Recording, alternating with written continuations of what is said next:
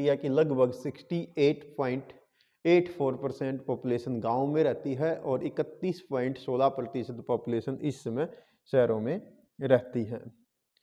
तो यहाँ पर टॉपिक आता है कि जब अर्बन पॉपुलेशन बढ़ती है और उसका मूल कारण जो नेचुरल ग्रोथ है उसके साथ साथ माइग्रेशन रहता है, तो अर्बन एरिया के अंदर स्लम सेटलमेंट यानी गंदी बस्तियों का विकास होता है। ठीक है, क्योंकि अर्बन जो है एरिया कहीं ना कहीं वो जॉब अपॉर्चुनिटीज़ के ज़्यादा अवसर वहाँ पर रहते हैं, तो लोग वहाँ उसकी ओर ज़्यादा माइग्रेट करके आते हैं और वे आ तो जाते हैं, लेकिन वहाँ पर उनको जो है इतनी इनकम नहीं हो पाती कि वो किसी अच्छे रेजिडेंशियल एरिया में रह पाएँ, तो इसलिए वो कहीं ना कहीं ऐसी ज़मीन पर रहना शुरू कर देते हैं जो सरकारी ज़मीन होती है और उसके ऊपर धीरे धीरे वो इलीगल तरीके से वो बस्ती चली जाती है, या उनको अवैध बस्ती भी हम कह सकते हैं। जैसे यहाँ पर एक एग्जाम्पल है, एशिया की सबसे बड़ी जो स्लम सेटलमेंट है वो है धारावी।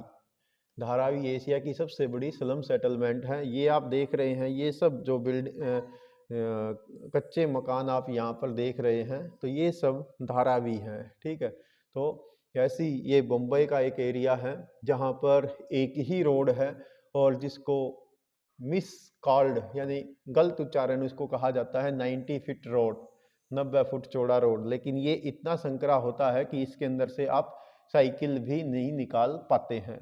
तो यहाँ पर ये सब इस प्रकार से ये एक प्रकार का सेंट्रल बॉम्बे का बाग है, जो शुरू में एक प्रकार का डंपिंग ग्राउंड होता था। यहाँ पर कूड़ा कचरा डाला जाता था और धीरे धीरे यहाँ पर धारावी जैसी एक मलिन बस्ती का विकास होता है। और इस बस्ती में जो ज़्यादातर लोग हैं वे यहाँ पर निवास करते हैं, जो माइग्रेट करके यहाँ पर पहुँचे हैं। ठीक है, और यहाँ पर एक एक सिंगल रूम के अंदर लगभग एक फैमिली या 12 से 15 लोग इसमें नॉर्मली एक छोटे छोटे से एक कमरे के मकान में ये रहते हैं, जो खासकर टेम्परेरी बिल्डिंग्स होती हैं। और ये एक प्रकार का ट्री लेस वो है बस्ती है, जिसमें छाया आपको नहीं मिलेगी और ये इतना संकरा रास्ता है कि यहाँ से साइकिल भी नहीं निकल सकती है।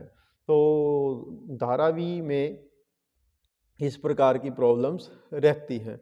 और यहाँ पर आप देखेंगे कि ये एक ट्री लेस यानी यहाँ पर शैडो लेस एरिया है, क्योंकि पेड़ ही नहीं है, यहाँ पर कोई छाया की व्यवस्था नहीं है, कोई सैनिटेशन की व्यवस्था नहीं है।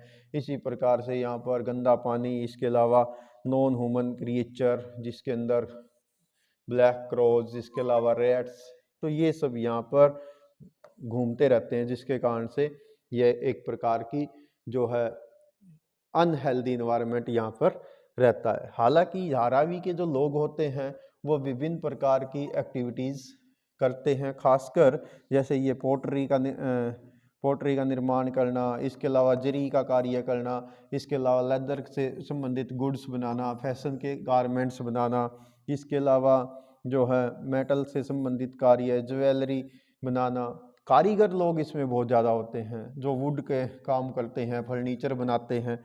यानी जो रिचेस्ट हाउस होते हैं, चाहे वो इंडिया में है या अब्रॉड में है, विदेश में है, उन सब घरों के अंदर जो सौंदर्य के सामान आप देखते हैं वो कहीं ना कहीं मुंबई और उसके आसपास में जो ये धारावी बस्ती है, यहाँ के कारीगर लोगों के द्वारा वो बनकर पहुँचते हैं। लेकिन इनका बेचारों का कहिए कि इनका खुद का जीवन जो है वो अनहेल्दी इन्वायरमेंट में व्यतीत होता है। वास्तव में धारावी एक समुद्र का भाग होता था, जिसको वेस्ट के द्वारा धीरे धीरे भर दिया गया। और यहाँ पर जो बाद में जो शेड्यूल कास्ट के लोग हैं या पुअर मुस्लिम्स हैं, वो यहाँ पर आकर धीरे धीरे बसना शुरू हुआ और ये एक प्रकार की बहुत बड़ी बस्ती बनती चली गई। और ऐसा नहीं है कि ये मलिन बस्तियाँ केवल भारत में ही मिलती हैं, मलिन बस्तियाँ विदेशों में भी मिलती हैं, जहाँ पर इनको अलग अलग नाम से जाना जाता है। कहीं पर इनको फेवेलोज कहा जाता है, तो कहीं पर इनको सेंटी टाउन्स के नाम से जाना जाता है। तो इस प्रकार से गंदी बस्तियां यहाँ पर रहती हैं और जहाँ पर जो रहने लायक इन्वायरमेंट